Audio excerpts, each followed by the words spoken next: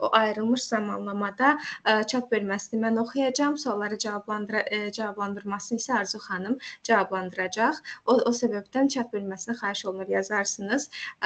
Səsli şəkildə onu oxuyacaq və bir növ belə səsli kommunikasiya etmiş olacağıq. Bir daha təşəkkür edirəm. Sözü ötürmək istəyirəm Arzu xanıma və bir daha xoş gəlmisiniz. Salam əziz müəllimlər, xoş gəlmisiniz. Təşəkkür edirəm sizə.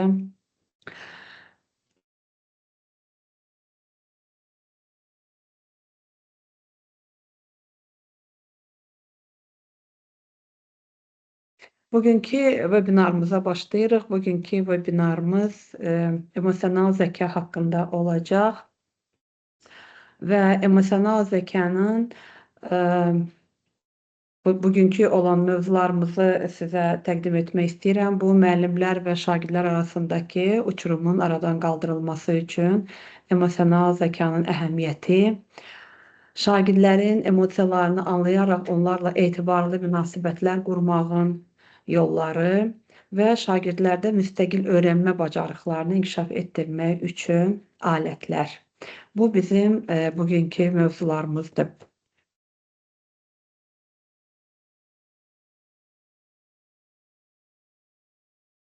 Ümumiyyətlə, emosional zəka nədir? Bir balaca bu haqda biliklər vermək istəyirəm mən sizə.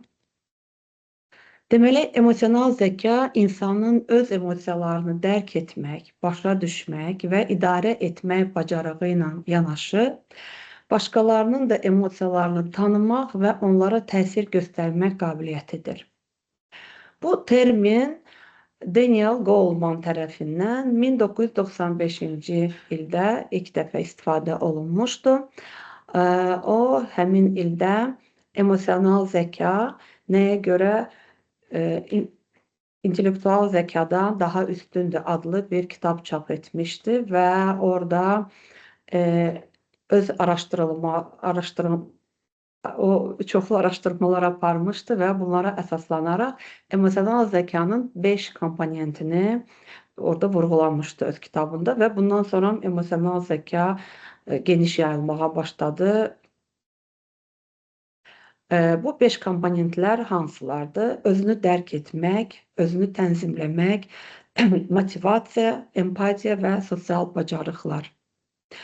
Özünü dərk etmək nə deməkdir? Yəni, öz emosiyalarını tanımaq və onların davranışa necə təsir etdiyini başa düşmək bir bacarığıdır. Yəni, müəyyən situasiya baş verirsə, müəyyən bir vəziyyət varsa, mən bu vəziyyətdə nə hiss edirəm? Bu hisslər hardan yaranır? Nə üçün mən indi bu hissləri yaşayıram? Bax, bu özünü dərk etmək deməkdir. Özünü tənzimləmək, yəni impulsları idarə etmək və dəyişən şəraitə uyğunlaşmaq qabiliyyəti. Bu o deməkdir ki, müəyyən situasiyada impulsiv bir emosiyalar məndə qalxırsa, həmin an mən şəraitə uyğun bir reaksiya verirəm. Yəni, mən bu impulsiv emosiyalarımı tənzimləməyi bacarıram.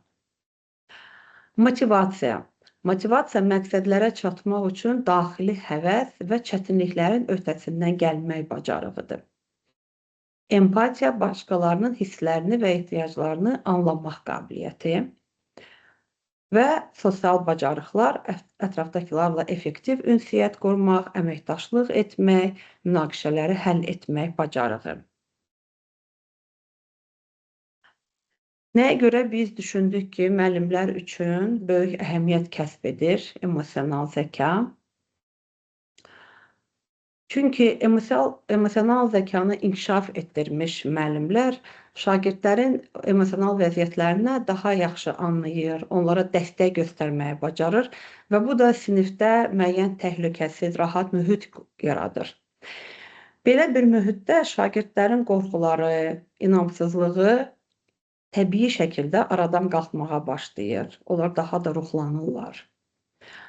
Və əgər münaqişə yaranarsa, hansısa bir konflikt yaranarsa, bu empatiya bacarıqları inkişaf etmiş müəllim həmin vəziyyətdə hamının gördüyü üst qat emosiyalardan başqa, yəni hirs olsun, qəzəb olsun, yüksək səs tonu olsun, bunlardan başqa bu vəziyyətin altında duran hissləri görür. Yəni bu konflikti, bu münaqişəni yaradan əsas səbəbləri görə bilir və təbii ki, bunları gördüyünə görə həmin konflikti həll etmək üçün daha effektiv yollar tətbiq etməyi bacarır. Və ən önəmlisi, emosiyalarını idarə etməyi bacaran müəllim öz davranışları ilə şagirdlər üçün nümunə yaradır. Məncə bu çox önəmlidir, çünki hər kəs bilir ki, uşaqlar eşitdikləri ilə yox, gördükləri ilə daha çox, daha yaxşı, daha effektiv tərbiyə olunurlar. Eyni zamanda emosional zəka tədris prosesinə də öz təsirini göstərir. Çünki hər bir şagird onun emosiyalarının anlaşıldığını hiss etdikdə, təbii ki, onun stresi azalır, onun diqqəti artır, onun dərsdə olan nəticələri yaxşılaşmağa başlayır və ümumiyyətlə sinifdə bir hörmət, bir anlayışa əsaslanan münasibətlər yaranır. Bu da dostluq, dəstək atmosferinə gətirib çıxarır sonda. Və burada da bir önəmli faktor odur ki, belə mühitdə böyüyən şagird sonda cəmiyyətə daha yaxşı uyğunlaşmağı bacarır. Bu cəmiyyətdə daha effektiv ünsiyyət qurmağı imkanları əldə edir. Belə qısa olaraq mən sizə biraz emosional zəka haqqında danışdım. Və mən sizə indi bir sualla müraciət etmək istəyirəm. Bizim chatımız var, siz ora yaza bilərsiniz öz fikirlərinizi, cavablarınızı. Sizcə emosional zəka nədir? Siz onu necə başa düşürsünüz və işinizdə ondan istifadə edirsinizmi? Siz fikirlərinizi chata yaza bilərsiniz və Sevda xanım bizə onları oxuyacaq. Çox sağ olun Arzu xanım. İstəyirsiniz mən bir daha sualı oxuyum, ekranda gördüyünüz sualı. Bəli. Yoldaşlar, müəllimlər, emosional zəkanın nə olduğunu necə başa düşürsünüz? Cavablarınızı chat bölməsində gözləyirik. Fikirləriniz çox maraqlıdır və əlavə olaraq da işinizdə emosional zəkanı necə istifadə edirsiniz? Məsələn, şagirdlərinizdən ola bilər, bəlkə də universitetdə müəllimsiniz, tələbələrinizdən ola bilər. Bəlkə də özünüz şagirdsiniz və yaxud da tələbələr də qoşula bilər. Bu halda necə istifadə edirsiniz? Fikirləriniz önəmlidir. Yeganə müəllimə cavab verib, yeganə xanım cavab verib. Emosional zəka uşağın emosiyalarını idarə etmək bacarığı olaraq termini təsvir edib. Tənzilə xanım əks tərəfi başa düşmək. Empatiya, Mircan bəy qeyd edib ki, empatiya hissi yüksək olanda effektiv mühit yaranır zamanla deyə düşünürəm. Empatiya hissinin mövcud olmasına bağlı danışır. Vəfa xanım qarşındakının nə hiss etdiyini anlaya bilməkdir. Müsəllə xanım, məncə emosional zəka insanın kritik vəziyyətə özünü necə ifadə edə bildiyidir. Uşaqların öz hisslərinin tanınması, idarə etməsi, başqalarının hisslərini tanıma, düzgün ünsiyyət qurma deyə Sübhanə xanım qeyd edib. Qarşıdakı insanın hissləri, emosiyaları deyə Aydan xanım qeyd edib. Eyni şəkildə Natiqə xanım qarşı tərəfin hissini başa düşmək, Gülşanə xanım eyni məqamı bildirib. Digər cavabları da oxumaq istərdim. Fəhriyə xanım qeyd edib. Emosional zəkanın duyğusal cəhətdən özünü tanıma, keçirdiyimiz hissləri anlama, qarşıdakı insana empatiya hissi ilə yanaşma bacarığı kimi və digər cavablarda bir neçəsini oxumaq istərdim. Gülzar xanım, şagirdin duyğularını anlamadan ona təhsil vermək effektiv olmaz. Babək bəy qeyd edib. Dəstək verici mühitin yaradılmasında emosional zəkadan çox istifadə edirəm. Ən çox da şagirdlərdə özünə inamın formalaşmasında daha çox köməyimiz gəlir. köməyimizə gəlir. Arzu xanım da qarşımızdakı insanın hissləri, duyğuları və idarə etmə qabiliyyəti. Lalə xanım, bəli, mən də uşaqlarla onların ürəyindən keçənləri adətən onların baxışından hiss edirəm ki, onlar nə istəyir. Onları anlamaq bacarığıdır. Emosional zəka qarşılıqlı ünsiyyət zaman emosiyaları idarə edə bilmə bacarığıdır. Oy, bir xeyli də çox sağ olun, bir xeyli ürəklər özünüz də görürsünüz Arzu Çox xanım. gözəl Sevda xanım. Mən belə başa düşürəm ki, müəllimlərimiz emosional zəkadan çox geniş istifadə edirlər öz işlərində. Çox gözəldir bu. Mən Hətta bir bəli. cavab da var. Bəli. Platforma ilə əlaqəli rəqəm salın. Mən bəyəndim. Emosional zəkanı mən daha çox platformada tapşırıq işləyərkən uşaqların bir-birinə kömək etməsini, bir-birləri ilə əməkdaşlıq, bir-birinə kömək etmələrini istəyirəm. Yəni emosional zəka ilə əlaqəli belə bir rəy var idi. Çox sağ olun. Çox maraqlı idi. Çox sağ olun. Bu çox sevindirici bir haldır ki, bu qədər siz istifadə edirsiniz, yəni emosional zəkadan. Mən sizə bir case təqdim edəcəm və çünki mən istəyirəm ki, bizim bugünkü ünsiyyətimiz interaktiv olsun, siz də aktiv iştirak edəsiniz. Və biz sizin bu кейsə aid olan cavablarınızı dinləyəcəyik. Sonra mən də öz cavablarımı verəcəm. Məncə belə çox maraqlı olar. Belə bir keysimiz var bizim.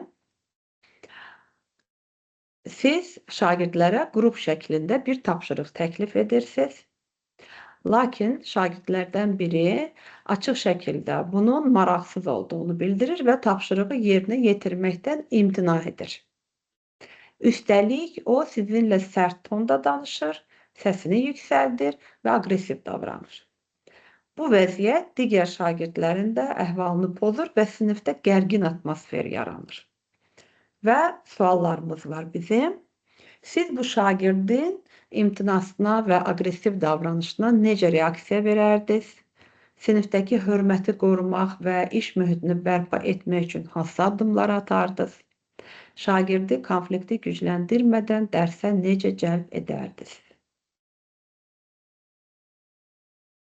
Çox maraqlı suallardır. Yəni cavablar da maraqlıdır. Məncə belə müzakirə etmək daha maraqlı olar. Çünki müəllimlərin hərəsinin öz təcrübəsi var və təbii ki, onlar bu təcrübəyə arxalanaraq maraqlı fikirlər söyləyəcəklər. Bəli. Bir daha sualı oxuyum. Siz bu şagirdin imtinasına və aqressiv davranışına necə reaksiya verərdiniz?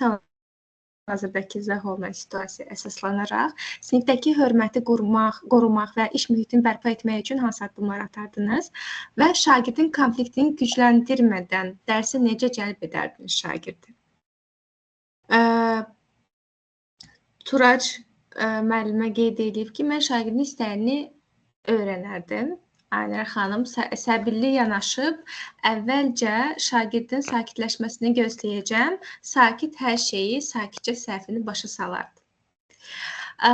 Gülnar xanım qeyd edib, mən həm də məktəbin zavuçuyam. Uşaqlar iki dəfə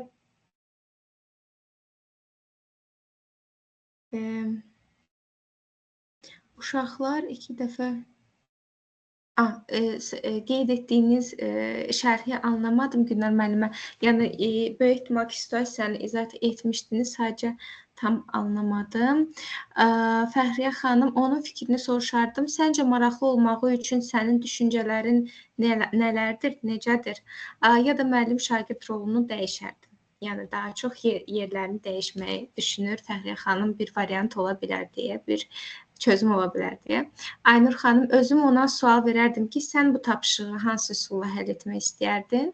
Xəylə xanım, əsəbləşməyinin səbəbini soruşub, onunla söhbət aparardım qısaca bildirib. Aynur xanım, şagirdi dinləyib anlamağa çalışaram ki, nədən irəli gəlir səbəb, bunu aradan qaldırardım. Qumru xanım yazıb, ondan səbəbini almağa çalışaram. Nədən qaynaqlandığını anladıqdan sonra vəziyyətə uyğun addım atardım. Sahilə xanım qeyd edib, danışıb nə üçün maraqsız olduğunu soruşardım. Fərdi şəkildə onun maraqlarını nəzərə alıb, ona uyğun tapşırığı verərdim.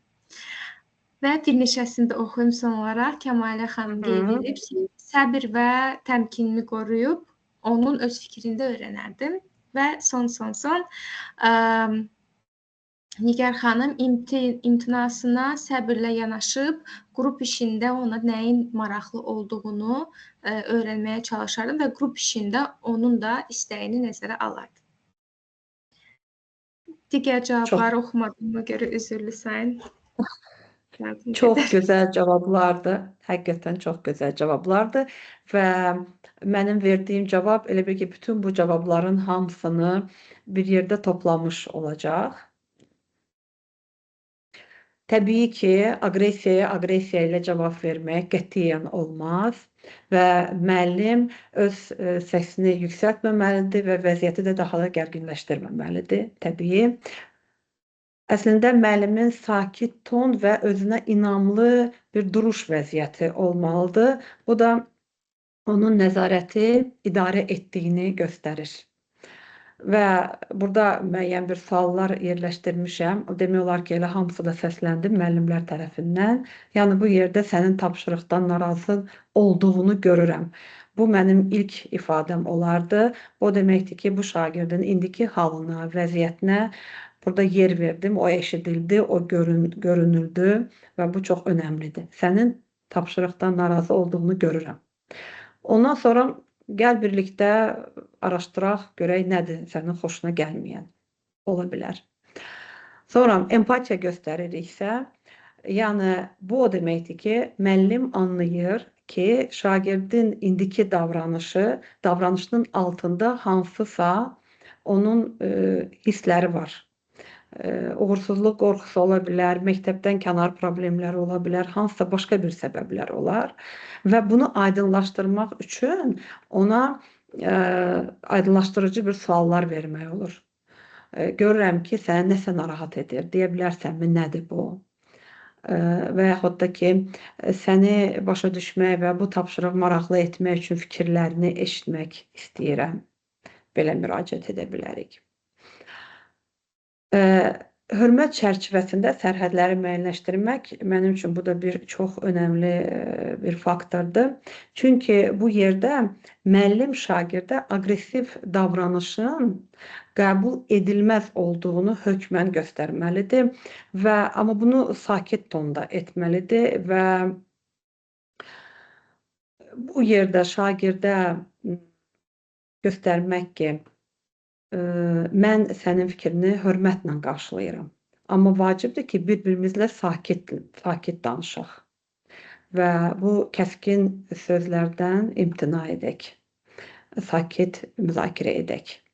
Bu, həm müəllimin davranışı özü də şagird üçün müəyyən bir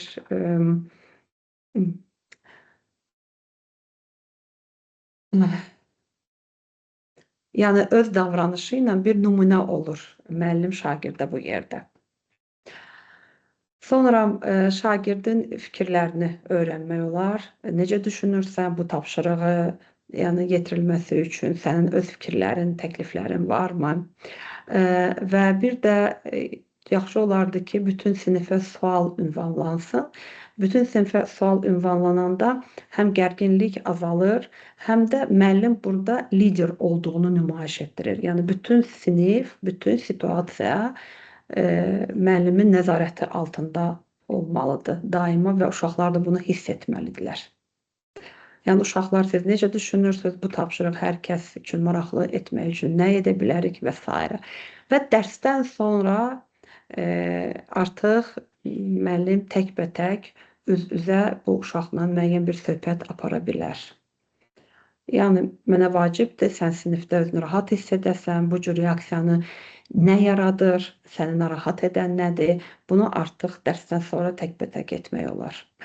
Təxminən bax belə bir skem deyərdim buna. Yəni bu vəziyyətdən çıxış yolları. Və bizim ikinci keysimiz də var. Bu da maraqlı bir keysdir. İndi biz bunu da sizinlə müzakirə edəcəyik.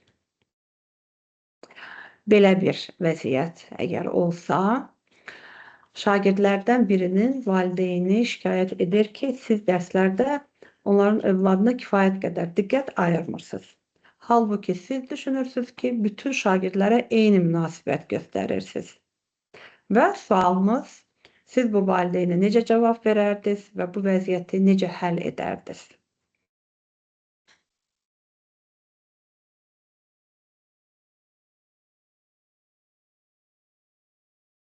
Çox sağ olun Arzu xanım. Cavablarını oxumaq istərdim. Yeganə xanım qeyd edib ki, dəvət edərdim sinifə. Cəlb edərdim dərs prosesinə. Eynən Yeganə xanım qeyd edib etap olaraq. Xatirə xanım qeyd edib açıq dərs keçərdim. Digər rəy olaraq iradları nəzərə alaram, valideynlə müsbət dialoq aparardım. Digər şərh olaraq valideyni məktəbə dəvət etmək lazımdır. Dərsə dəvət edərdim, valideyni dinləyib, sonra dərs prosesinə cəlb edərdim, qeyd olunub. Gütəş xanım qeyd edib, səbirlə bu düşündüyünün belə olmadığını dərs prosesində iştirak edib görməyini istəyərdim. Valideyn dərsdə oturmağa dəvət edərdim. Köyün xanım da qeyd edib, valideynin dərsdə iştirak etməsinə şərait yaradardım və özünün onları necə qiymətləndirməsini xahiş edərdim. Dərsdə iştirak etməsini istəyərdim. Bir çox rəylər buna əsaslanır. Ləman xanım qeyd edib ki, sinifə dəvət edərdim. Fidan xanım deyib, ona bunu düşünməsinin səbəbi nə olduğunu öyrənib, onu aradan qaldırmağa çalışardım. Salih xanım, mədəni şəkildə bunu belə olmadığını bildirərdim. Lazım olardı, istəyərsə dərsə dəvət edərdim. Mən valideynin fikirlərini hörmətlə qarşılayıram. Bu vəziyyətin onun düşündüyü kimi olmadığını izah edərdim və onu dərs prosesinə cəlb edərdim əməkdaşlıq şəraitində.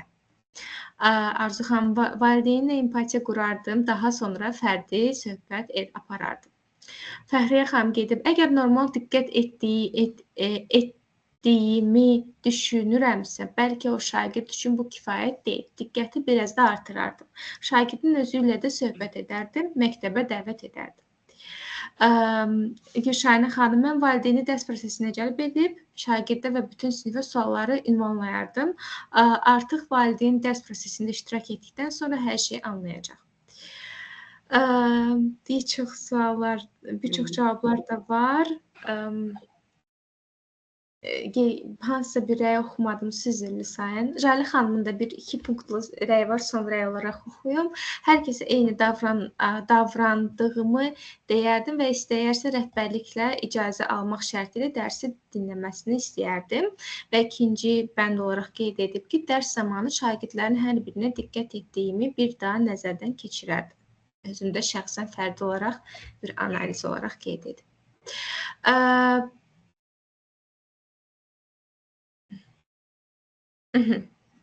Məndən bu qədər. Çox sağ olun.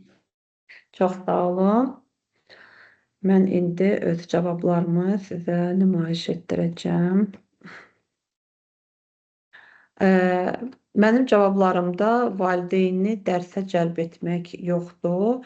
Amma mən eşitdim ki, müəllimlər, yəni demək olar ki, müəllimlər, üzr istəyirəm, hamısı bu şərti təklif etdilər ki, valideyni dərsə cəlb etsinlər.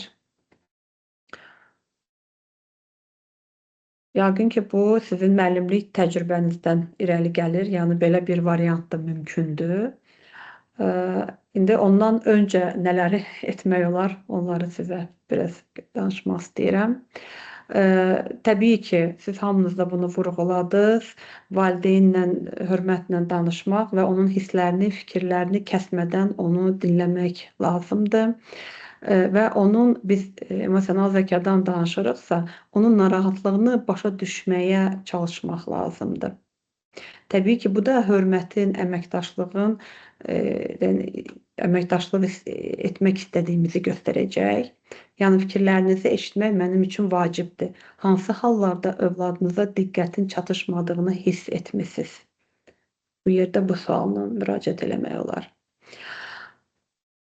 Valideynin narahatlığını qəbul etmək, yəni müəllim valideynin narahatlığını qəbul etməlidir, onun hisslərinə anlayış göstərmək bu yerdə. Mən başa düşürəm ki, sizin üçün övladınızın sinifdə diqqət və dəstək olması çox vacibdir. Bu tamamilə haqlı bir istəyinizdir.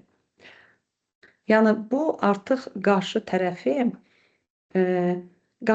bu yerdə eşidildiyini hiss etməyə başlayır və bu çox önəmlidir. Çünki bu məqamda o artıq sizinlə konstruktiv bir dialoqa keçmək istəyi yaranacaq bu yerdə. Bundan sonra bu durumu biraz aydınlaşdırmaq olar. Yəni müəllim də valideynə öz baxışını göstərməlidir. Bu vəziyyətə öz baxışını nümayiş etdirməlidir. Amma yəni özünü müdafiə formasında deyil, öz pozisiyasını valideynə göstərməlidir. Yəni mənim məqsədim sinifdə hər bir uşağın özünü rahat hiss etməsidir və inkişaf etməsidir. Amma başa düşürəm ki, bəzən övladınıza lazım olan əlavə diqqəti göstərməyi nəzərdən qaçırmış ola bilərəm. Yəni bu da bir insani bir faktordur. Bundan sonra konkret addımlar təklif etmək olar.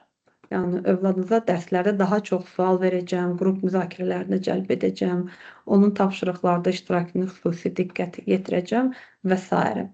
Və bütün bunların hamısı müsbət notla da tamamlana bilər. Təbii ki, bu məsələyə diqqət yetirdiyiniz üçün təşəkkür edirəm. Yəni valideyn müəyyən bir problemlə gəlib və biz ona təşəkkür edirik ki, bunu açıqladınız. Yəni valideyn də özünə qarşı bu hörməti hiss edəndə təbii ki, biz daha müsbət dialoqda ola biləcəyik gələcəkdə də.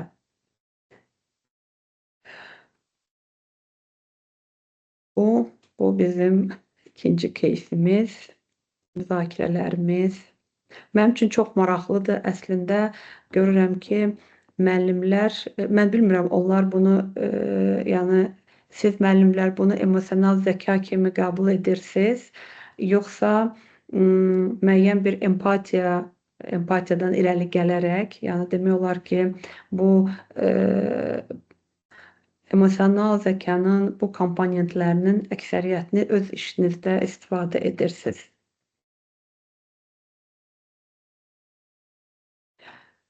Biraz mən sizə indi nəsillər arasında uçurum problemindən və emosional zəkanın bu yerdə rolundan danışmaq istəyirəm.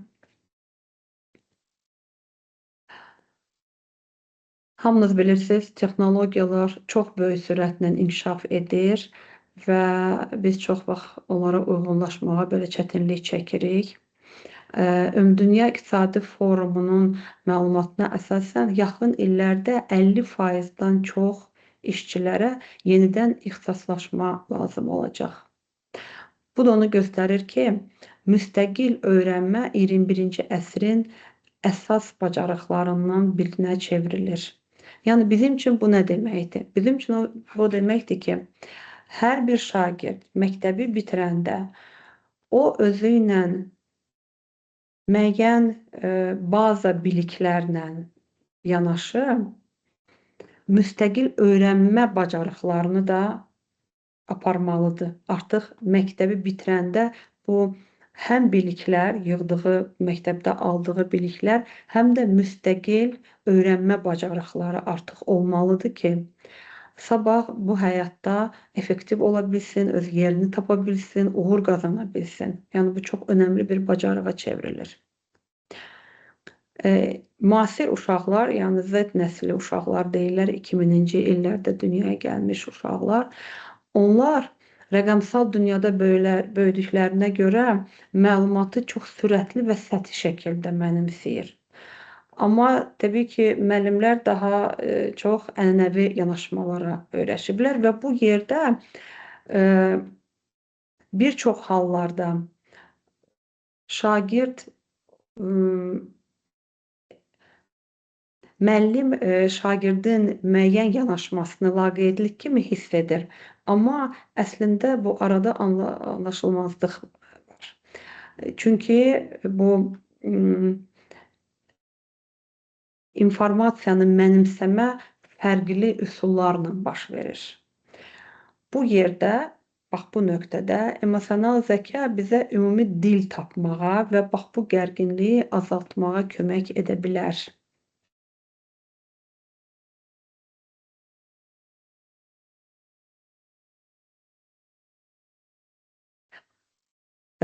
Biz emosional zəka vasitəsilə bu müstəqil öyrənmə, self-study-ni, yəni bacarığını necə inkişaf etdirə bilərik? Bunun üçün müəyyən bir addımlar mən sizə təklif etmək istəyirəm. Ən birincisi dəstək və empatiya vasitəsilə motivasiyanın yaradılması. Yəni bu daxili həvəs olmadan təbii ki, müstəqil təhsil alma mümkün deyil. Və müəllim şagirdlərə öyrəndikləri mövzuların onların maraqları və gündəlik həyatı ilə necə əlaqəli olduğunu göstərə bilər. Məsələn, bu bilik həyatınızda və ya gələcəkdə sizə necə kömək edəcək? Belə suallarla yanaşmaq olar. Həmçinin nəticəyə deyil, bu öyrənmə prosesinin özünə diqqət yetirmək olar. Yenə də bir misal kimi şagirdlərə esse yazdırmaq olar. Bu tədris ilində hansı bilik və bacarıqları öyrənmək istəyirsiniz? Bu məqsədə necə nail olacaqsınız? Elə bil ki, addım-addım, kiçik addımlarla təhsilin məsuliyyətini şagirdə ötürürük.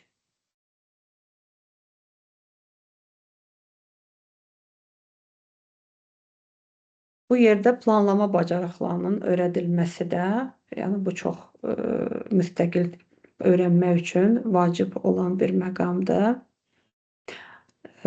Şagirdlərə məqsəd qoymağı, bu məqsədlərə çatmaq üçün plan hazırlamağı və vaxtı düzgün təşkil etməyi öyrətmək burada önəmlidir. Bunu da belə bir formada etmək olar. Şagirdlərə müəyyən bir layihə təqdim etmək olar. Mövzu araşdırması, layihənin planlaşdırılması və son təqdimatın hazırlanması. Və hər bir mərhələnin yerinə yetirilməsi üçün müəyyən konkret zaman çərçivəsi təyin etsinlər. Müəyyən zaman çərçivəsində birinci addımı, sonra ikinci addımı, sonra üçüncü addımı etsinlər. Bu da onlara vaxtı bölüşdürməyi, planlamağı öyrədəcək. Və bu da çox önəmli bir məqamdır ki, məlumat axtarışı və tənqidi analiz bacarıqlarının inkişaf edilməsi. Yəni, müstəqil öyrənmə üçün şagirdlər məlumatları axtarmağı və onların doğruluğunu qiymətləndirməyi bacarmalıdırlar. Siz bilirsiniz, informasiya çoxdur, müxtəlifdir və bu informasiyanın arasından doğru informasiyanı tapmaq o qədər də asan bir iş deyil. Yəni, bunu seçmək bacarığı olmalıdır şagirddə. Bu yerdə də şagirdlərə öz maraq dairələrindən bir mövzu seçmək tapşıra bilərsiniz və onlar müxtəlif mənbələrdən istifadə edərək bu müstəqil tədqiqat apara bilərlər, nəticələri də siniflə bölüşə bilərlər. Və yaxud müqayisəli analiz etmək olar. Şagirdlər bir mövzu haqqında iki fərqli fikir təqdim edə bilərlər və onların bu fikirləri müqayisə olunur, arqumentlər, əks arqumentlər burada gətirilir və belə də onlar müqayisə etməyi öyrənirlər, tənqidi analiz bacarıqlarını inkişaf etdirirlər. Nəzəri demək istədiklərim bu qədər idi və sizin suallarınızı dinləmək istəyərdim.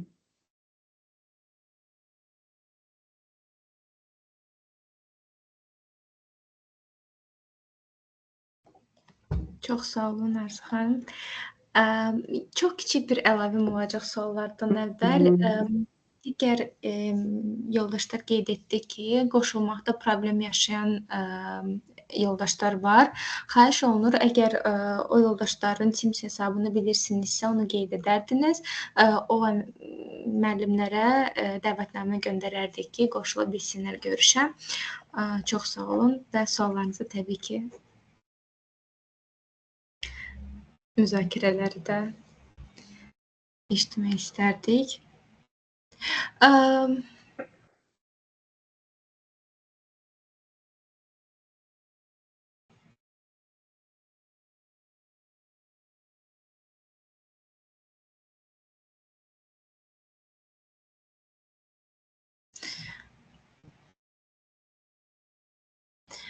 Salih xanımdan bir rəy eşitmək, qeyd etmək istəyirəm. Biraz belə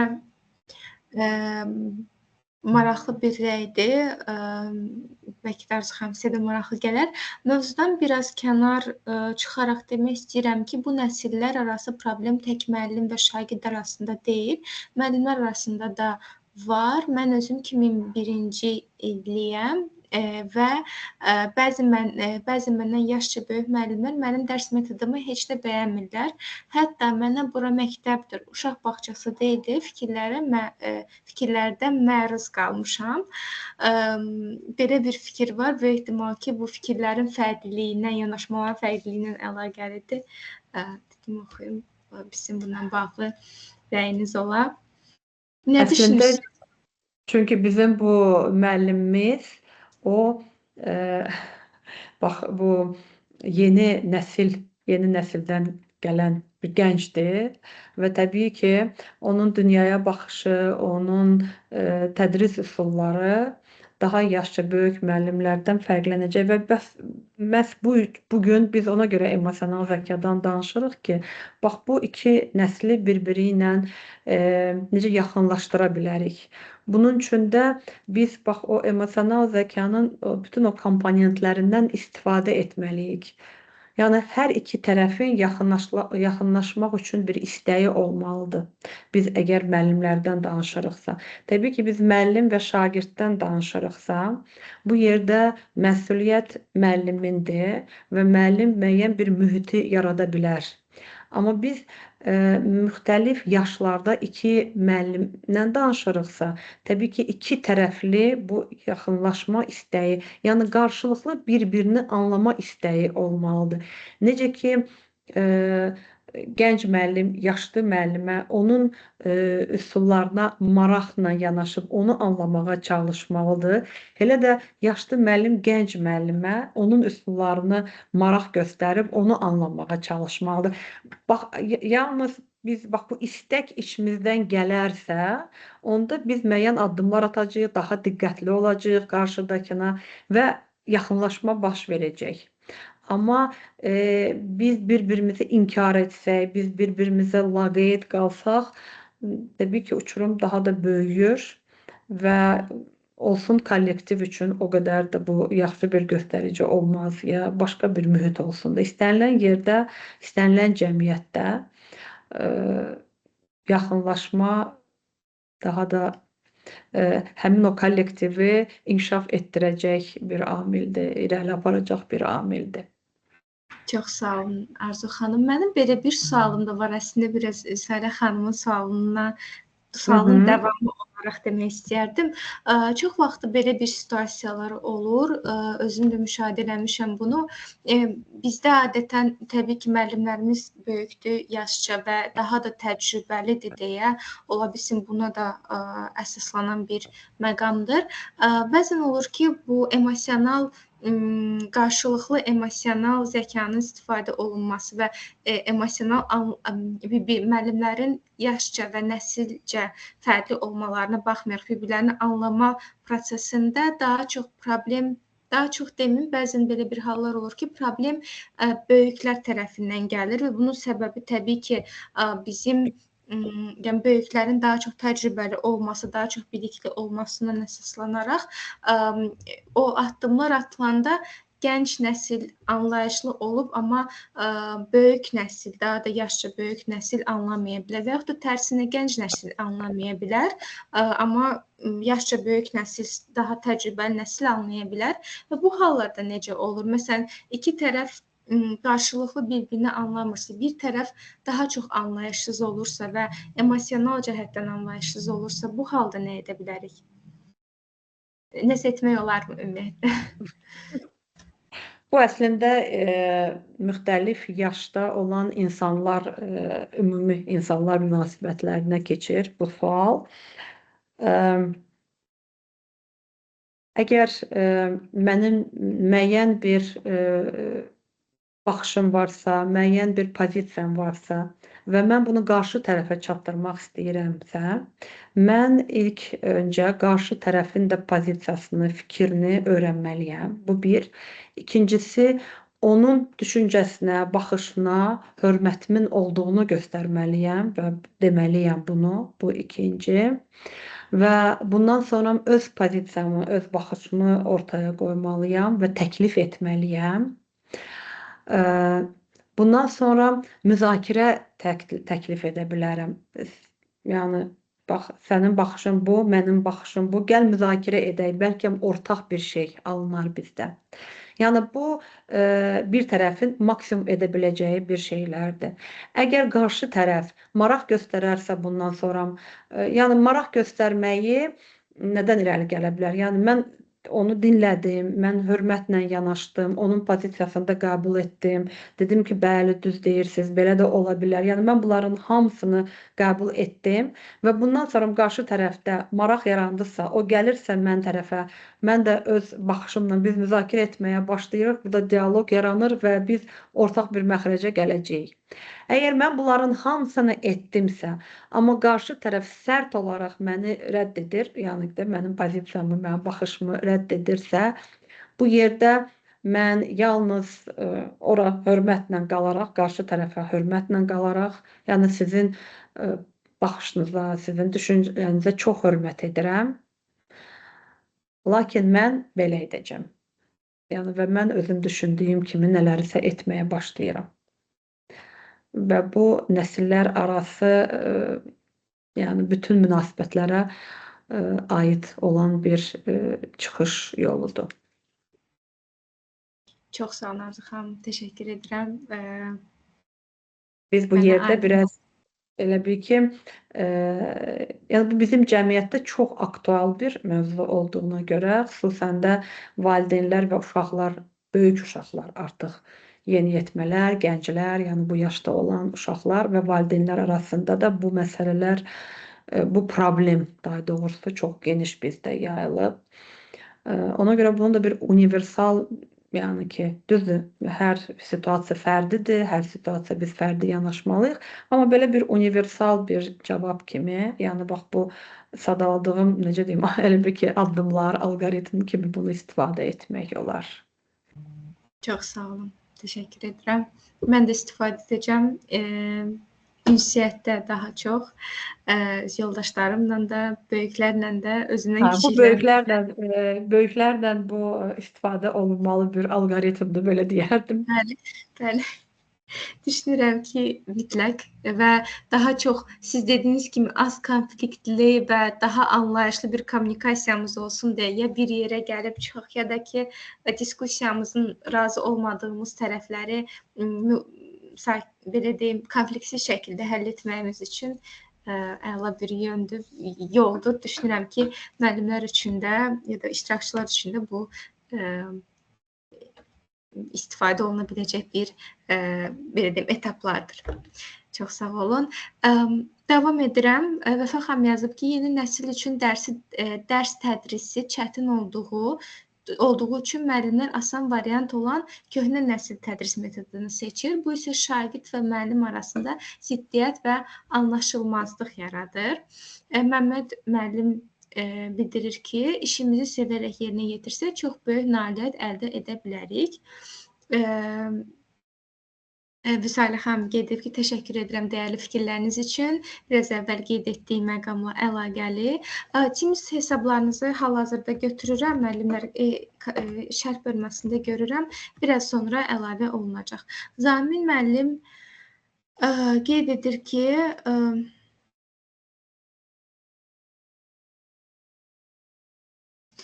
belə bir fikir var, bəlkə bu da maraqlı olar. Bu təlimdən belə anladım ki, müəllimin artıq bütün səlahiyyətləri əlindən alınmalıdır və o sadəcə dayə kimi sinifdə gəzməlidir. Sizcə belədir, Arzu xanım? Necə təkrarlayın zəhmət olmasa. Bir müəllim qeyd edib ki, belə anladım ki, müəllimin səlahiyyətləri əlindən alınır bu formada. Müəllim emosional zəka ilə belə zəkadan istifadə edərək şagirdlərlə əlaqə qurursa. Baxın, biz o təqdim etdiyimiz кейslərdə də biz bunu vurğuladıq ki, həm şagirdlə söhbətdə müəllim nəzarət müəllimin əlində olur. O səs tonu ilə, o duruşu ilə, danışığı ilə göstərir ki, bu situasiyaya mən rəhbərlik edirəm. O sinifə müraciət edərkən, sual verərkən göstərir ki, bu sinifə mən, yəni ki, burada böyük mənəm. Yəni bu situasiya mənim nəzarətim altındadır. Biz onu orada da vurğulamışdıq. Sonra valideynlə söhbətdə də biz hətta bunu vurğuladıq ki, valideynin bütün narahatçılıqlarını qəbul etdikdən sonra, dinlədikdən sonra və s. müəllim öz pozisiyasını göstərir ki, mənim pozisiyam budur. Yəni öz pozisiyanı göstərmək və yaxud situasiya, sinifə, vəziyyətə nəzarət etmək bu aqressiv olmaq demək deyil. Bu səs tonunu qaldırmaq demək deyil. Bunun hamısını qarşılıqlı hörmətlə, qarşılıqlı bir-birinə diqqətlə də etmək olar. Yəni bizim emosional zəka dedikdə öz hisslərimizi anlayırıq, qarşıdakının hisslərini anlayırıq. Özümüzü öncə özümüzü başa düşməyə çalışırıq, sonra qarşıdakını başa düşməyə çalışırıq və bu yerdə dialoq qurmağa çalışırıq. Ən önəmlisi budur. Yəni biz dialoq qurmalıyıq. Biz dialoq quranda təhlükəsiz bir mühit yaranacaq. Təhlükəsiz mühitdə hörmət də olacaq şagirdin müəllimə qarşı. Şagirdin dərslərində daha çox müvəqqəti də olacaq. Yəni bunlar hamısı qarşılıqlı hörmətə bağlıdır. Yəni emosional zəka da bizə həm özümüzü, həm qarşıdakını hiss etməyi öyrədir. Və müasir uşaqlar 40 il, 50 il, nə bilim 100 il bundan qabaqki uşaqlar deyirlər. Əgər qabaqlar avtoritar metodlar çox yaxşı işləyirdi, 100 il öncə məsələn avtoritar tamamilə metodlar olurdu məktəblərdə və dahilər də yetişirdi, alimlər də yetişirdi. İndi belə deyil. Yəni müasir uşaqların psixikası belə işləmir. Avtoritar bir mühitdə ya onlar qorxurlar, əzilirlər, müəyyən bir psixoloji problemləri yaranır, ya da aqressiv olmağa başlayırlar və orada da əks tərəfdə bir psixoloji problemləri yaranır. Yəni müasir uşaq əvvəlki uşaq kimi deyil və təbiidir ki, onda biz böyüklər bu zamanəyə uyğunlaşmalıyıq və yəni uşaq deyəndə sinifdəki şagird olsun, evdə uşaqlarımız olsun. Yəni biz bunlarla, axı biz böyük. Deməli, bizim məsuliyyətimiz daha çoxdur, bizim bacardığımız daha çoxdur, bizim azadlığımız daha çoxdur. Uşaqlarda bu yoxdur. Ona görə vəziyyəti daha yaxşı necə etmək olarsa, bu sualı biz özümüzə verməliyik. Və inanın mənə, uşaqlara qarşı bir addım edəndə onlar qarşılıqlı 2 addım edirlər. Yəni mühitdə hörmət varsa, mühitdə sevgi varsa, siz o uşaqlardan o hörməti, o sevgini görəcəksiniz. Çox sağ olun Arzu xanım. Və bunların hamısı, yəni bunu yekunlaşdırsaq, həmin o verilən suala gətirsək, bunların hamısı baş verərkən müəllim bir böyükdür, müəllim idarə edəndir, müəllim nəzarətdə saxlayandır. Yəni ki, bununla paralel o çox hissiyatlıdır, o çox yumşaq da ola bilir, o sərt də danışa bilir, amma sərt danışmaq o demək deyil ki, hörmətsiz danışmaq. İnsan öz fərqli fikrini çox sərt formada deyə bilər, amma səsinin tonunu qaldırmadan və bu da mümkün olan bir variantdır. Bizim cəmiyyətdə biraz bu yerdə qarışıqlıq var. Çox sağ olun. Bu mövzu böyük mövzudur. Mən getdikcə dərinləşəcəm bu mövzuya.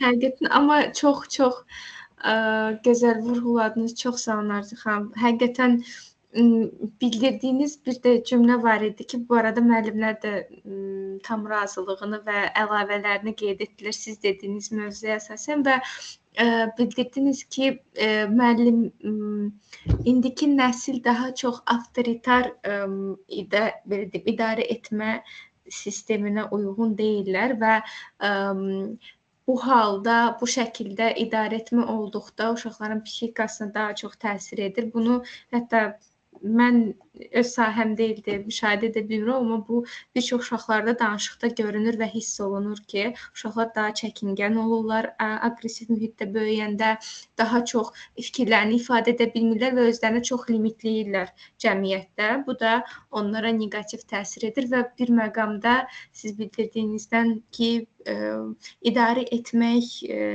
sərt yanaşmaq və yaxud da bir şey izah edib və yaxud da şagirdə bir şey etdirmək üçün, məsələn, bir tapşırığı etdirmək üçün sərt yanaşmaqda çox ehtiyac olan bir məqam deyil. Daha yumşaq da bunu bildirmək və yaxud da ona fərdi yanaşma ilə bunu bildirmək mümkündür. Çox sağ olun. Təkrar etmiş oldum sizin fikirlərinizi, amma çox bəyəndim, ona görə bildirdim. Təşəkkür edirəm. İstəyirsinizsə davam edim və şərhləri oxumağa davam edim. Məncə müəllim müəllimlik funksiyasını düzgün yerinə yetirsə, hər şey mükəmməl olar. Nə valideynlə, nə də uşaqlarla problem yaşanmaz. Leyla xanım qeyd edib, şagird və müəllim arasında emosional bağ yarandıqda şagird müəllimin verdiyi informasiyanı daha rahat mənimsəyir məncə. Sarı xanım qeyd edib ki, bilirsiniz, əslində bizim problemimiz məhz burada başlayır ki, emosional insanı zəif və gücsüz göstərir, amma elə deyil. Bir şagirdin sənə hörmət etməsi səndən qorxmasından daha dəyərli bir şeydir. Siz dediyiniz mövzuya əsaslanaraq Sarı xanım da qeyd edib. Lara xanım, bəli, tam razıyam, indi keçmişlə əlaqə edə bilmərik. Tamam fərqlidir hər şey. İndiki uşaqların çoxu qarşılıqlı hörməti başa düşmür deyə Turaç xanım qeyd edib. Sizcə belədir? Belə deyim, intriqalı bir sualdır. Bilirəm ki. Qarşılıqlı hörməti başa düşmür. Maraqlıdır ki, nəyi nəzərdə tutur bu yerdə Turaç xanım? Maraqlıdır. Nə nəzərdə tutur deyəndə ki, qarşılıqlı hörməti başa düşmürlər. Turaç xanım, cavabınızı gözləyəcəyim. Önünə kimi rəyləri oxuyum. Mütləq oxuyacağam. Yeganə xanım, psixologiyanı biz yaxşı bilirik. Uşağı da valideyni də yola gətirmək olur. Yeganə xanım bildirir ki, yola gətirmək olur. Onun tərəfindən bu mümkündür. Və çox sağ olun, çox gözəl qeyd etdiniz deyə bildirir. Bir çox müəllimlər qeyd edib təşəkkürlərini Arzu xanımın da bildirmək istəyirəm. Həm təşəkkürlərini, həm çox gözəl müzakirələr olunduğunu vurğulayıblar. Bəli, və davam edirəm oxumağa bir neçə rəyləri. Siz məni bu arada əlavələrini istədiyiniz zaman bildirərsiniz, mən dayanaram. Təşəkkürlər oxuyuram. Məncə hər şey ailədən gəlir. Uşaq var ailədə yetərincə sevgi, qayğı görmür. Həmin şagirdlərin yoldaşları ilə də empatiya qura bilmirlər. Bəli, digər rəy olaraq. Təbii ki, mən də vurğulamaq istəyirəm. Ailənin rolu böyükdür və birincidir. Təbii ki, hər şey ailədən irəli gəlir. Bunu heç kim inkar edə bilməz. Yəni müəyyən mühitdə böyümüş, fərqli mühitlərdə böyümüş uşaqlar gəlirlər məktəbə və burada müəllimin üzərinə çox böyük məsuliyyət, çox böyük yük düşür. Bu bir həqiqətdir. Yəni müəllimlər də bu yerdə müxtəlif situasiyalarda daha dolğun davrandıqca, daha sağlam davrandıqca azacıq da olsa elə bil ki, həmin o yaralanmış uşağın sağalmasında bir cəhd göstərə bilərlər. Necəsə bir kömək edə bilərlər. Bəlkə lazım olan məqamda onun valideyninə onun eşidə biləcəyi bir ifadəni deyərlər ki, valideyn onu eşidər. Hansısa məqamda şagirdə elə bir söz deyərlər ki, o onu qəbul edə bilər və bu yerdə nəsə düzəlməyə başlaya bilər. Yəni mənə elə gəlir ki, müəllimlər çox şey edə bilər. Çünki yəni hər gün uşaqlarla ünsiyyətdə olurlar. Amma hər şey ailədən irəli gəlir. Mən sizinlə tamamilə razıyam. Çox sağ olun. Sevinç xanımın rəyini oxumaq istəyirəm. Sevinç xanım qeyd edib ki, ко всем можно найти подход, просто нужно знать психологию, знать методы. Siz dediyiniz məqama əsaslanaraq, если проявить терпение и быть ласковой, то можно добиться результата. Çox sağ olun. Bax, onu biraz əlbəttə ki, əlavə etmək istəyirəm. Yəni səbirli olmaq, nəvaziş göstərmək, bunlar hamısı gözəl bir şeylərdir. Və bununla yanaşı daima müəllim şagirdin yanında böyük olduğunu göstərməlidir və situasiyanı idarə etdiyini göstərməlidir. Hər bir şagird bilməlidir ki, bu situasiyanı müəllim idarə edir. Yəni ki, məsuliyyət müəllimin boynundadır. Onda vəziyyətə görə, emosional vəziyyətə görə. Onda o rahat olur və onda qarşılıqlı dialoq daha yaxşı alınır. Yəni biz həddindən artıq, elə bil ki, şagirdlə dostluq münasibətinə keçsək, mən bunu indi vurğulayacağım, bu valideyn-uşaq münasibətlərinə də aiddir. Mən onsuz da həmişə vurğulayıram bunları. Bəli, uşağınızla dost ola bilərsiniz. Amma bu funksiyaların bir hissəsidir. Daima uşaq bilməlidir ki, valideyn böyükdür və məsuliyyət valideynin üzərindədir. Amma biz dostluq edirik. Amma məsuliyyət valideyn üzərindədir və valideyn böyükdür və yeri gələndə mən valideynə tabe olmağa məcburam. Yəni bu bir fundamentdir də, bu bir bazadır və dərsdə də, sinifdə də belədir. Okey, biz bir-birimizə hörmət edirik, müzakirələrə açığıq, suallar verə bilirik, danışa bilirik. Amma hansısa məqamda şagird bilməlidir ki, bu sinifdə böyük müəllimdir və nəzarəti o idarə edir və məsuliyyət onun üzərindədir və yeri gələndə mən tabe olmaq məcburiyyətindəyəm. Yəni bəlkə müəllimlər üçün ziddiyyatlı bu səslənə bilər. Yenə də deyirəm, avtoritet olmaq, avtoritar olmaq demək deyil. Bunlar biraz fərqli bir anlayışlardır. Çox sağ olun. Təşəkkür edirəm Arzu xanım. Rəna xanım qeyd edir ki, bu mövzuyla əlaqəli təşəkkür edirəm. Siz haqlısınız. Sinifi idarə edən müəllimdir. Müəllim mütləq həm də psixologiyanı və emosional olmalıdır ki, şagirdlərlə konflikt yaranmasın. Təxminə xanım deyir ki, emosiyaları tamamilə idarə etmək mümkün deyildir. Məncə çətin tərbiyə olunan uşaqlarla məktəbdə münasibət etmək də kömək etmir. Qeyd olunan məqamı oxuya bilmədim, üzrlü sayın Təminə xanım, amma valideyn düşünürəm ki, Sevda xanım, üzr istəyirəm, sözünüzü kəsirəm. Yəni mən bildiyimə görə, yəni ki, hər bir məktəbdə psixoloqlar var və belə çox çətin bir vəziyyətlərdə, situasiyalarda, yəni müəllimlər məncə psixoloqlara da müraciət edə bilirlər, bildiyimə görə. Çox sağ olun. Lalə xanım da qeyd edib, biz belə şagirdləri də ailənin sevgisi olmasa belə mən onlara daha yaxın oluram. Uşaqları onunla daha yaxşı rəftar etməklə onu qoruyuram. Çox vaxt uşaq düzəlir, hətta ailəsini belə özü ələ alır, deyə oxuyuram. Yəqin ki, düzgün oxuyuram. Belə qeyd etmisiniz Lalə xanım. Çox sağ olun rəyinizə görə. Və bir çox, məsələn, biz filmlərdə də görürük bunu çox vaxtda. Hətta adicə mühitimizdə də daha çox mənim şəxsən gördüklərimdən də bölüşmək istərdim. Müəllimlər rəyləri qeyd edir.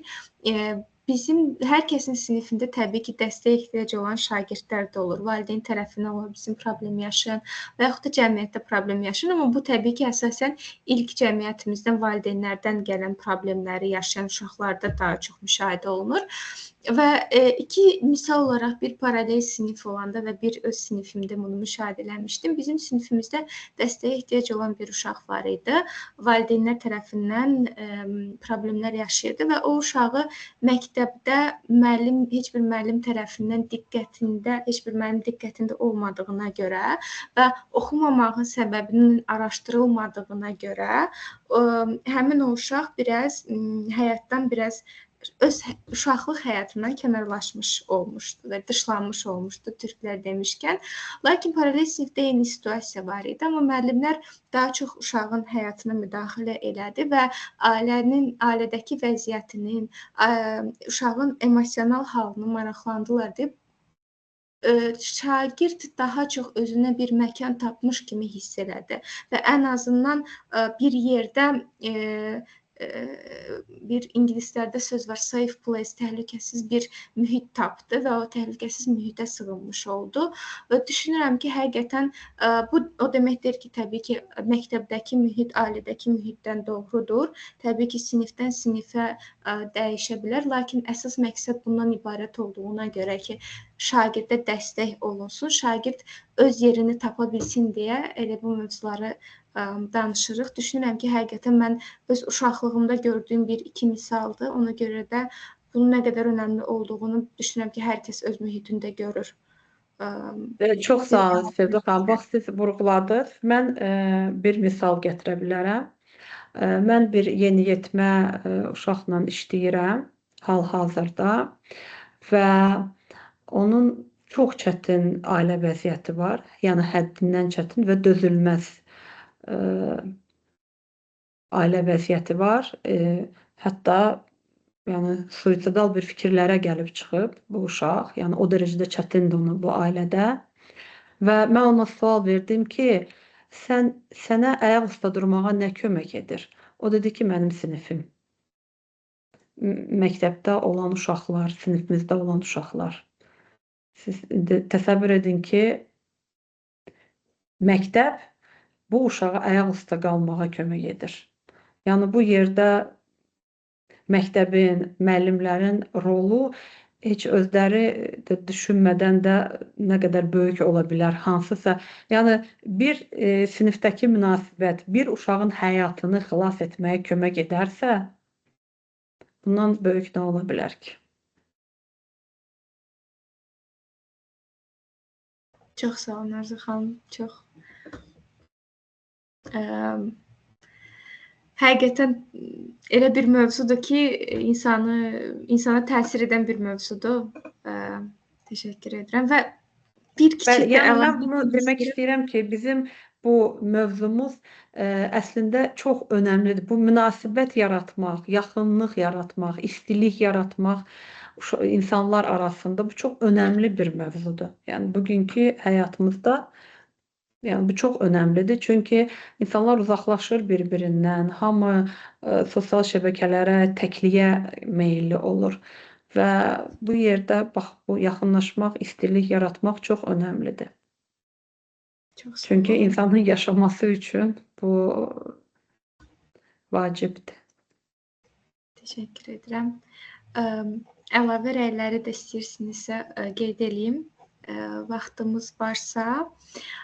Xatirə xanım qeyd edib ki, təşəkkür edirəm. Sevgi hər zaman buzları əridir, amma bəzən elə şagirdlər olur ki, sevgisiz böyüyür və onlar bunu biraz çətin qəbul edir, amma zamanla o da müəllim sevgisini qəbul edir və zamanla digər şagirdlər kimi müəllimləri sevir və güvənərək öz çətinliklərini həll etməkdə müəllimlərdən dəstək alır. Belə hallar olub və çox şadam ki, mən də və yoldaşlarım da bu yolda hər zaman dəstəkçi olmuşdur. Çox sağ olun Xatirə xanım. Əlavə rəyləri oxumaq istəyirəm. Axtarıram üzrlüsən yuxarı qalxıram, çünki bəzi rəyləri buraxmışdım. Rəna xanımın qeydini oxudum. Təhnə xanım, emosiyaları tamamilə idarə etmək mümkün deyildir. Məncə çətin tərbiyə olunan uşaqlar məktəbdə, bunda qeyd etdiyim üzrlü sayın. Təbii ki, Sevda xanım, mən əlavə edeyim bura. Təbii ki, emosiyaları tam nəzarət altında saxlamaq mümkün deyil. Çünki biz hamımız canlı insanıq. Təbii ki, elə emosiya verə bilərik ki, yersiz idi. Bu çox normal bir haldır. Amma mən emosional zəkamı inkişaf etdirmiş bir insanamsa, mən bu səhv emosiyama görə üzr istəyə bilərəm və bu məsələni həll edə bilərəm.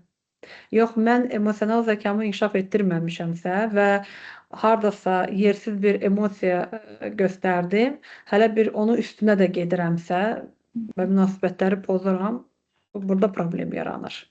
Amma yəni biz emosional zəkadan danışanda biz demirik ki, biz artıq hər şeyi nəzarət altında saxlayacağıq və ideal, gözəl bir insanlar olacaq. Biz canlı insanlarıq. Elə vəziyyət ola bilər ki, mən emosiyalarımı idarə etməyə bilərəm. Bu çox normal bir haldır insan olduğuma görə. Amma ondan sonraki addımım nə olacaq? Dərk edəcəm. Mən dərk edəcəm ki, yersiz idi bu hərəkətim, yersiz idi, nə bilim, bu sözüm, bu yanaşmam, bu tərzim və buna görə üzrxahlıq edə bilərəm. Onu necəsə həll etməyə çalışaram. Budur mənim insaniyyətimin göstəricisi və mənim emosional zəkamın yüksək olmasının göstəricisi. Çox sağ olun Arzu xanım. Və son suallar müəllimlər əlavə elədi. Əslində demək istirdim ki, suallar bitmişdi və yekun olaraq bir əlavəm var idi, amma əlavələr oldu. Günay xanım qeyd edir ki, bəli, biz emosiyalarımıza hakim olmağı bacarmalıyıq. Dəstək və mehribançılıq biz hər bir uşağa göstərməyə bacarmalıyıq. Salə xanım qeyd edir ki, uşaqlar nə qədər güclü olursa olsun, həmişə güvəndə olduğu bir yer axtarır. Ailə vəziyyəti bərbad olan uşaqlar isə daha da çox məktəbə bağlanırlar və məktəbdən də istədikləri nəticəni görmədikdə isə çox təəssüflər olsun ki, onlar bunu başqa yollarda axtarırlar və nəticədə bir insan həyatı bu şəkildə məhvə doğru gedir və insanlar günahın tək uşaqda olduğunu zənn edirlər. Yəni günah biraz ağır sözdür. Səhv heç vaxt uşaqda ola bilməz. Yəni məsuliyyət daim valideynlərin, müəllimlərin, yəni böyüklərin üzərindədir. Və böyüklər bu məsuliyyəti dərk etməlidir. Yəni böyüklər uşaqların məsuliyyətini daşıyır. Müəyyən yaşa qədər o uşaq məsuliyyəti daşımır. Onu valideyn, onu müəllim daşıyır o məsuliyyəti. Yəni bunu doğrudan da dərk etməyə ehtiyacımız var. Bəli.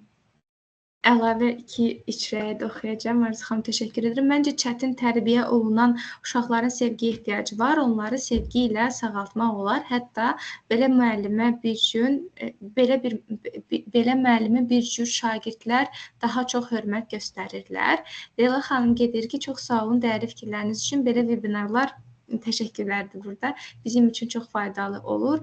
Mənə elə gəlir ki, şagird kimi müəllimlərə də dəstək lazımdır.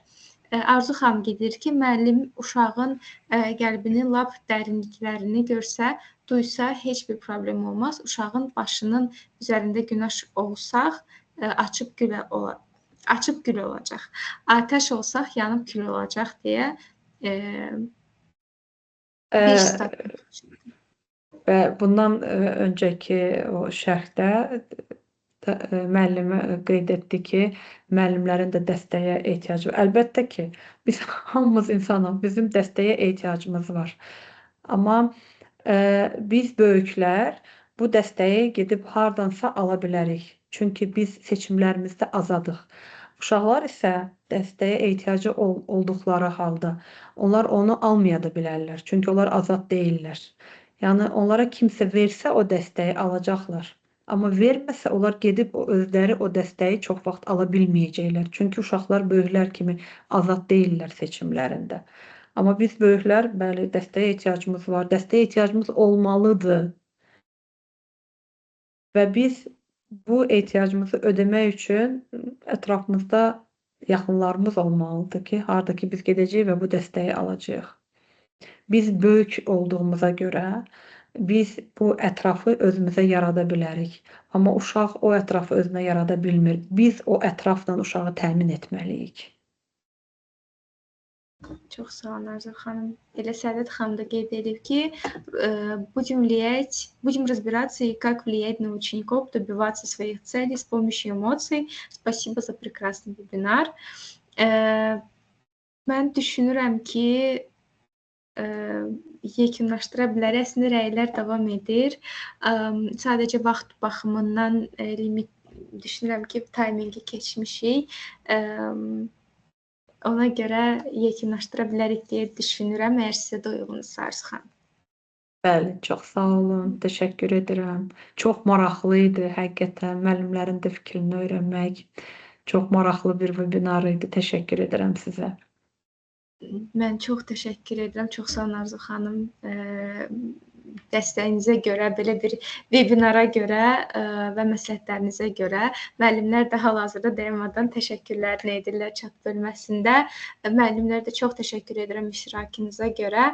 Böyük ehtimal müəllimlərdən xahiş edəcəm, müəllimlə 5 dəqiqəlıq qalasınız, iştirak formunu göndərəcəm və hal-hazırda rəy hissəsini göndərirəm. Xahiş olunur o iştirak formunu doldurasınız ki, iştirakınız qeydə alınsın və sizə bir daha Arzu xanım təşəkkür edirəm iştirakınıza görə və bol-bol məsləhətlərinizə görə. Ümid edirəm ki, gələcək zamanda sizin də daha da çox webinarlar və seminarlar alarıq və bu cür, belə deyək, cəmiyyət üçün xeyirli bir görüşlər keçirmiş olarıq. Çox sağ olun bir daha. Çox sağ olun. Təşəkkür edirəm mən də. Sağ olun. Təşəkkür edirəm. Sağ olun. Mən isə keçid edirəm. Bir daha formu sizə göndərirəm. Formu doldurmağınız üçün.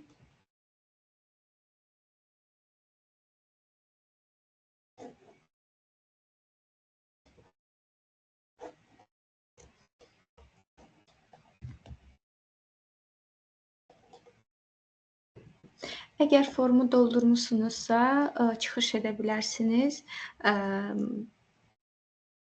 İstəsəniz ki, artıq iştirakınız qeydə alınıbdır. Webinarımız başa çatıb. Çox təşəkkür edirəm bir daha iştirakınıza görə.